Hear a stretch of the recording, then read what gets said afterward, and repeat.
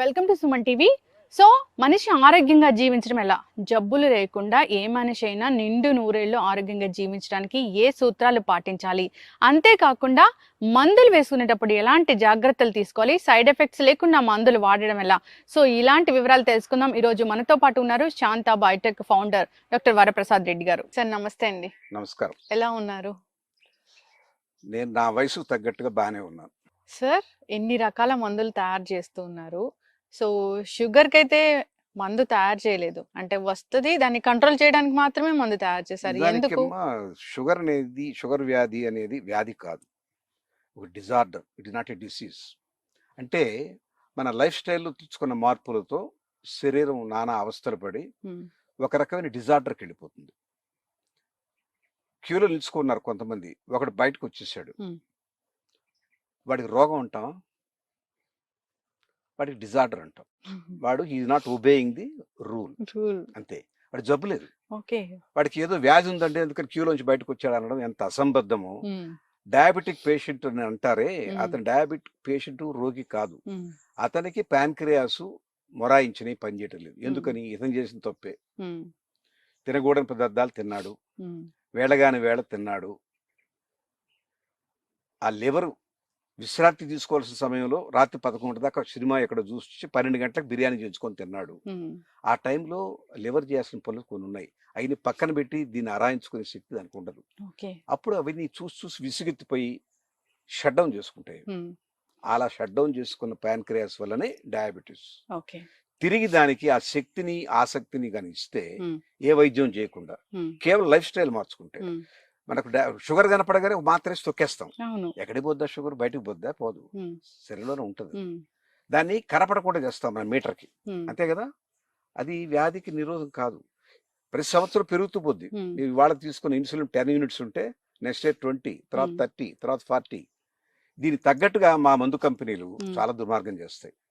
అందరూ వాళ్ళ బ్రాకెట్లో పెట్టుకోవడానికి ఒకప్పుడు 150 ఉన్నా పర్లేదు అనేవాళ్ళు. ఫాస్టింగ్ 130 చేశారు, 130 ఉంటే డయాబెటిక్ అన్నారు. ఇప్పుడు 110 చేశారు, ఇంకా ఎక్కువ మంది వాళ్ళ బ్రాకెట్లోకి వస్తారు. 90 చేశారు, ఇంకా ఎక్కువ మంది. ఇప్పుడు 65, 70 వస్తే ప్రీ డయాబెటిక్ అంటున్నారు. అంటే అంతమందిని వాళ్ళ పేషెంట్లుగా మార్చుకొని మందులు అమ్ముకుంటాం.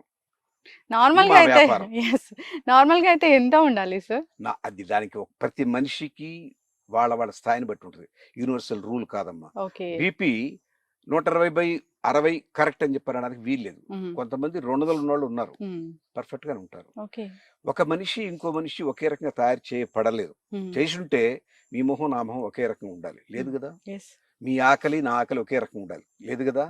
ఒక పువ్వును చూసినప్పుడు మీ భావం వేరు, నా భావం వేరు. ఒక సందర్భానికి మీరు రియాక్ట్ అయ్యే పద్ధతి వేరు, నా రియాక్షన్ వేరు. మరి ఇవన్నీ పారామీటర్స్ ఒకటే రకం ఎందుకు ఉండాలమ్మా? 120/80 ఎట్లా నిర్ధారిస్తారు అందరికి? ఒకరికి 200 ఉండొచ్చు, ఒకరికి 150 ఉండొచ్చు.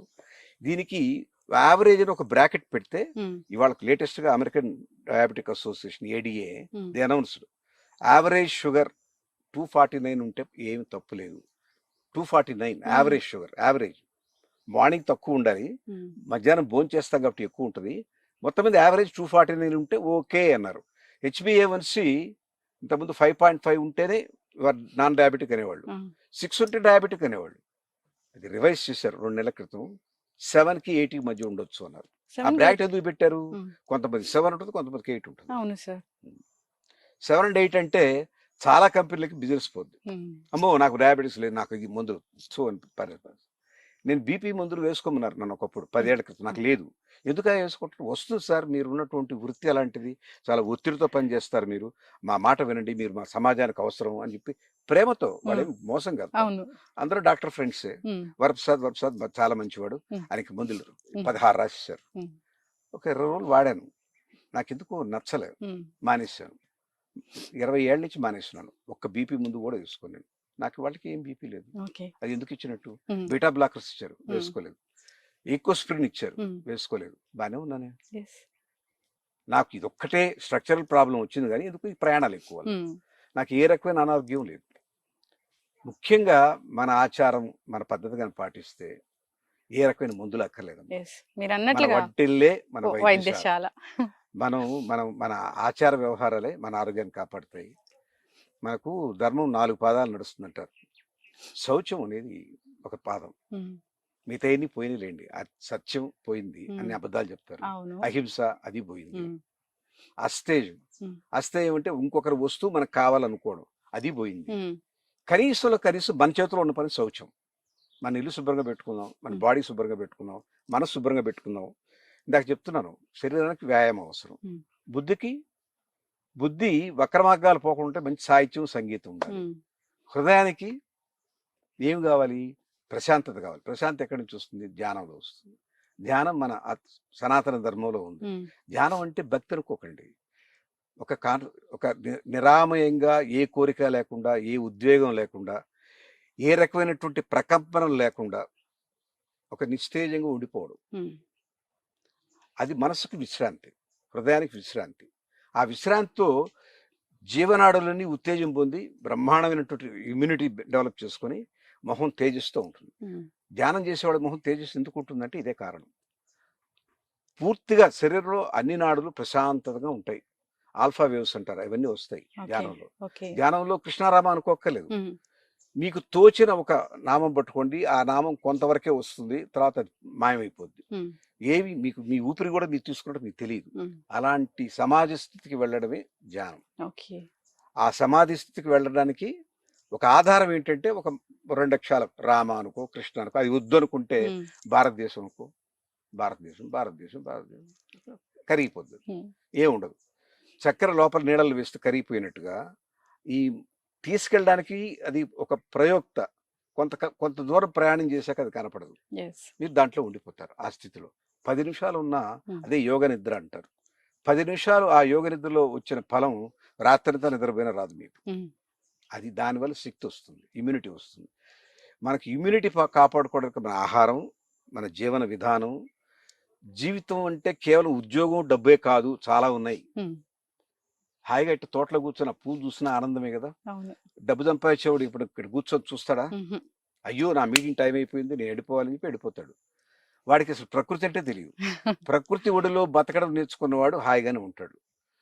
ఎప్పుడు ఎక్కిన ఫ్లైట్ దిగకుండా, దిగిన ఫ్లైట్ ఎక్కకుండా, ప్రతి హోటల్లో దిగి ఉమ్, ఎవరో మీటింగ్లు అటెండ్ అయ్యి రాత్రికి మందు కొట్టేసి తర్వాత ఏదో బిర్యానీలు తినేసి హడావిడి చేసేవాడు ఎప్పుడు హార్ట్ అటాకులతో పోతారు. అవును సార్. అది జీవితం అనుకుంటారు వాళ్ళు. అవును. వెనక్కి తిరిగి చూసుకున్న తర్వాత కాలం గడిచిపోతుంది. మన సంప్రదాయం మనం పాటిస్తే, ఉమ్, మన అలవాట్లు మనం పాటిస్తే ఏ రకాల రోగాలు రావు. రోగాలు వచ్చినా నయం చేసుకునే శక్తి భగవంతుడు ఈ శరీరానికి ఇచ్చాడు. yes. హార్ట్ ప్రాబ్లం వస్తే ఉమ్, ఒక బ్లాక్ వచ్చింది అనుకోండి, వెంటనే మనం చూసి మన వాళ్ళు స్టెంట్ వేసేయాలి, లేకపోతే ఆపరేషన్ చేయాలి. అవును. నమ్మండి నన్ను, కొంతకాలం వెయిట్ చేస్తే బ్లాక్ ఉంది కదా, ఉమ్, ఇంకొక వైపు మళ్ళీ మీకు దారికి ఏమైనా అడ్డం వస్తే మీరు పక్క తిరిగిపోతారు. ఉమ్, అవునా? ఉమ్, ఇంకొక వెయిన్ తయారై సృష్టింపబడుతుంది, ఇంకో పక్క నుంచి రక్తాన్ని తీసుకెళ్తుంది, అది క్రియేట్ అవుతుంది. ఓకే. మనం దానికి టైం ఇవ్వం, ఉమ్, వెంటనే ఆపరేషన్. అవును. అంటే భయం వేస్తుంటది కదా సార్ అదే మరి. ఆ భయాన్ని నుంచి బయటపడాలంటే ఉమ్, మానసిక స్థితి బాగుండాలి కదా, సమతుల్యత ఉండాలి కదా, అవును. ధైర్యం ఉండాలి కదా, ఒక నమ్మకం ఉండాలి కదా, ఉమ్, విశ్వాసం ఉండాలి కదా. హిందూ మతం అని చెప్పొద్దు, హిందూ ధర్మంలో ఏం చెప్పారు? నువ్వు మంచిగా ఉండు, వృక్షో రక్షితి రక్షిత, ఆ, అంతే కదా. నీవు వృక్షాన్ని రక్షిస్తే దీన్ని రక్షిస్తుంది, నువ్వే బ్రహ్మవి ఉమ్, అని అనుకునే నమ్మకం, విశ్వాసం ఉంటే ఆందోళన ఎందుకు పడతాడు అవును. కాబట్టి వెళ్ళిపోతాడు. అది దాని ధర్మం నిర్వర్తించే లోపల ఈయన ఏదో చేసేస్తాడు. ఉమ్, అది ఇక నా ప్రతిసారి ఇట్టే చేస్తున్నాడు, నేను చేయక్కలేదు, నిద్రపోదు. అవును. అది స్వయం సంచాలకం అంతా మనం అడ్డుకట్టేసేస్తున్నాం. అది దాన్ని కరెక్ట్ చేసుకునే అవకాశం దానికి మనం ఇవ్వటం లేదు.